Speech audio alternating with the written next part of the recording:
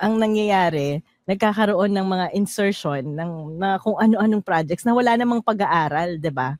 Kaya Yes. minsan yung karamihan sa mga nasaksak na dagdag na projects dito sa DPWH ay ni walang mga plano or design, basta bigla na lang nagkaroon ng flood control project. So yun po yung mga insertion na nangyayari during the budget hearing. So yan po ngayon yung bagong mukha ng pork barrel. So hindi talaga siya nawala, kung parang naka-bake in siya doon sa budget ng iba't ibang ahensya ng gobyerno, di ba? Kaya ang madalas na dadagdagan ng budget, bawa may mga hinihingi sila, pagkatapos biglang, ito lang yung hinihingi namin, pagka pumasa yung budget, mas malaki pa doon sa hinihingi nila. So madalas na nangyayari yan sa DPWH kasi dyan pumaraming pork barrel na pumapasok, diba? Pakita natin yung extent. Balik natin. So yung hard projects, yun ay yung mga infrastructure. Yung mga soft projects, yan ay yung nawala sa iba. Yan, balik natin. Yeah. Yung mga soft ay yung mga ayuda. Na pinapamigay. Ayan. Ganyan na siya kalaki. 3 taon lang po yan. Oo. So si Zai ay nagkaroon ng computation. Ayan. Ano yung 3 taon na yan? Ayan. Itong 3 taon na to. So ang tiningnan ko, ano ba yung specific line item sa budget ng DPWH na nadadagdagan pagkatapos ng BICAM? Hindi mo yan makikita dun sa budget deliberation, sa version ng GAB o ng House GAB o version ng Senate. Hindi mo makikita yung ganong klaseng kalalaking changes. Pero makikita mo yan pag ang kinumpara mo na yung enacted budget versus the proposed budget na nanggaling sa presidente. So, dalawang line items, dalawang big or major programs ng DPWH yan. Una yung flood control. Pangalawa, yung local roads, bridges, multipurpose halls na napapaloob sa tinatawag na convergence program. Hinanap ko yung convergence program na yan kasi biglang laki nga dito after ng bicameral committee hearing, di ba? Meeting. Yes. Oo. Sobra, kung makikita nyo tong flood control, dito nga para lumabas yung number. Kasi may kapag sa DPWH, pag tiningnan nyo po yung GAA, may mga allocation per regional and district office. Pero itong convergence program ay budget na nasa national accounts ng DPWH. Yes. Kaya yung pag tingnan nyo, ay maliliit lang naman pala yung ina-allocate. At saka yung mga farm to market roads sa pag national funded, dapat mga inter-LGU yan, 'di ba? Kasi yun ang mandato ng national government. Yes, oo. 'Di ba yun nga yung convergence program, actually yan, nadagdag yan bilang major program ng DPWH. Siguro nung si Secretary Singson yung DPWH secretary, kasi parang ang dami kasing budgets ng DPWH na yun, tingi-tingi na roads, pero walang strategic na geographic focus nung time na pumasok siya, walang road network. So yung convergence program, totohanang convergence yung sinubukan gawin. Halimbawa, yung tourism roads, na syempre kailangan ikabit mo yun dun sa tourism plan ng DOT. Kaya siya convergence. Yung roads papunta sa, mga access roads papunta sa airports, halimbawa, kailangan alam ng DPWH saan yung mga airports na i-construct ng DOTR, or halimbawa yung mga eco zones, ganyan. Kaya lang ngayon, dahil nawala yung specific line item na dating pinagbabahayan nung mga PDAF projects, yun yung local program ng DPWH. Doon nila pinapasok ngayon yan sa convergence program. At dahil si convergence program, yung mga types ng projects niyan, papasok talaga sa distrito yan. So, essentially na-corrupt na rin yung yung paggamit. Kaya dalawa lang yung major programs ng DPWH na tumataas tuwing pagkataas ng BICAM, yung flood control at yung convergence program. Kung saan makikita natin yung mga local roads, local bridges, multipurpose. Actually, even evacuation centers. Inaral din namin to part ng isang parang part ng isang project namin sa Asia Foundation.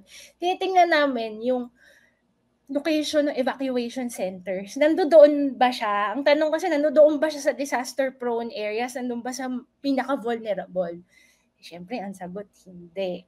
Kasi, ano na rin, parang naging isang form na rin lang siya ng pork barrel na kung sino yung malakas sa leadership sa House of Representatives, sila yung nakakakuha ng ng evacuation centers. So yan, magkakasama yan lahat. Tinotal ko for the past 3 years, yung flood control, 556 billion. That's equivalent to 21% of the total budget of DPWH. Yung convergence program, 1.2 trillion, equivalent to 44% of the total budget of the DPWH. So, ibig sabihin, more than half of the DPWH budget hindi para sa strategic infra. So, ibig sabihin, ang natitira na lang dyan para sa DPWH yung mga maintenance nila.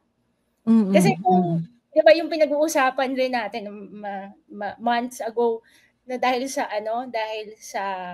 unprogrammed appropriations, di ba nangyari nga itong pagkuha ng pera sa PhilHealth. Kasi yung malalaking big ticket infra projects ng DPWH, doon nilalagay. Then would you believe even yung regular programs ng DPWH, nakakagulat, pati yun binabawasan nila, nalilipat dito sa dalawang programs na to. So clearly, yan talaga yung pork barrel nila. Kasi makikita mo lang naman yung change sa huling linggo ng budget legislation. Wala sa usapan yan sa floor. So, ang nangyayari dyan, kasi dinadagdagan So, ibig sabihin, may ibang ahensya na nababawasan. Kasi po, technically, hindi dapat pinapalaki ng Kongreso yung total budget, yung pie. Pwede lang nilang i-reallocate, baguhin yung paghahati. Pero yung size ng pie ay hindi pwedeng palakihin. Na dati plato lang, ginawan lang bilao. Hindi pwede yun. So, ibig sabihin, kung lumaki yung budget ng DPWH, may pinagkuha ng ahensya na nawalan ng budget dyan. Yan. Oh, grabe na 44% plus 21%. So, 2/3 essentially ng budget ng DPWH na nakalipas sa 3 taon ang para sa flood control at convergence. My God. Oo, kahit ako nagulat, sabi ko nga, alam ko malaki siya. Pero hindi ko in-expect na ganyan na pala kalaki. Para sa isip ko, maximum 1/3. Or 1/4, 1/3. Nagulat din ako na pagtingin ko nung last So essentially, pwede nating sabihin na kung tinigil-tigilan ng mga congressman at senador natin yung pagkuha ng pork nila, hindi nila kailangan kuhanan yung 90 billion ng PhilHealth. Hindi ba? Correct. Diba? Kung yung sabi natin kanina, moderate your greed. Kung may hindi masyadong matakaw yung mga buhaya dyan sa Kongreso at Senado, hindi sana kailangan kuhanin itong 90 billion pesos para ponduhan ito rin namang programa ng presidente. Correct. So, diba? Malaking problema. Tas bukod dyan, so syempre hindi naman sila nasasatisfy lang sa hard infra. Kasi sa hard infra, of course, dyan yung corruption, dyan yung mga kickback. Syempre, kailangan nila soft projects. Na ganito na rin pala siya kalaki. Parang nasa isip ko, maximum 30 billion in 3 years. Alam ko malaki, pero hindi ko in-expect na DSWD yung line item niya para sa mga soft project, umabot na pala ng 138. Halos doble, more than double yung nadadagdag, no? Lalo na sa DSWD at saka DOH. And even DOLE. Oo. hindi po imbento tong figures na to. Pag chinek nyo yung National Expenditure Program at saka yung General Appropriations Act, lahat po ito galing doon. Publicly available po yan sa website ng DBM.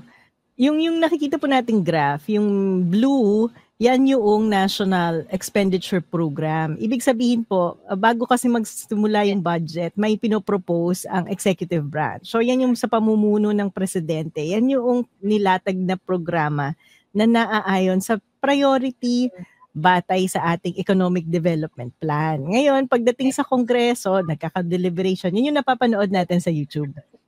Yan. So pagkatapos dumaan sa Kongreso, yung blue, naging pink na yung size. So nakita niyo po yung pag-change dun sa size nung hinihingi ng ahensya na budget. At ano yung nagiging budget paglabas ng after ng deliberation sa Kongreso, no? So yun po yung sinasabi natin na nagiging pork barrel. Kasi bakit nga ba tumaas ang ganyan? Sino nakialam? De syempre walang iba kundi mga congressman at senador.